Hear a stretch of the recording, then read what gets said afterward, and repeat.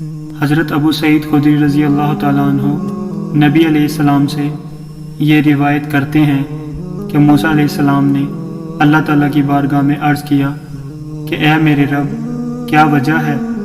کہ آپ اپنے مومن بندے پر رزق کے دروازے بند کر دیتے ہیں؟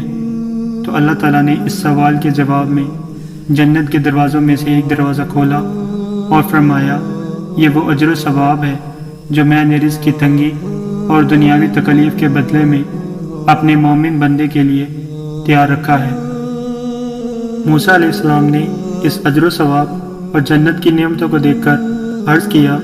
اے اللہ، آپ کی عزت اور آپ کے جلال و عظمت کی قسم، اگر مومن بندے کے دونوں ہاتھ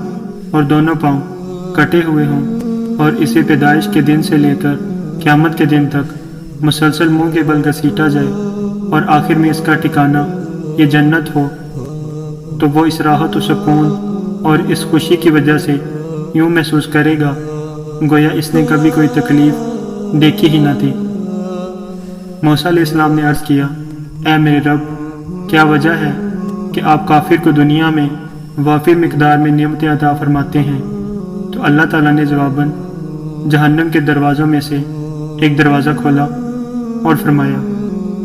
میں نے کافر کے لیے یہ سزا تیار کر رکھی ہے۔ موسیٰ علیہ السلام نے عرض کیا، اے رب، آپ کی عزت کی قسم،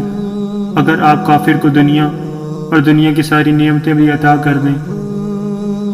اور وہ کافر پیدائش سے لے کر روز قیامت تک ان نعمتوں سے لطف اندوز ہوتا رہے، پھر آخر کار اس کا ٹھکانہ یہ جگہ ہو، تو وہ محسوس کرے گا گویا اس نے کبھی کوئی نعمت اور کوئی بھلائی دیکھی ہی نہ تھی۔ اس حدیث کا مقصد یہ ہے کہ دنیا میں رزق کی فراوانی نہ کوئی بڑی سعادت ہے اور نہ ہی یہ اللہ تعالیٰ کے مقرب محبوب ہونے کی علامت ہے۔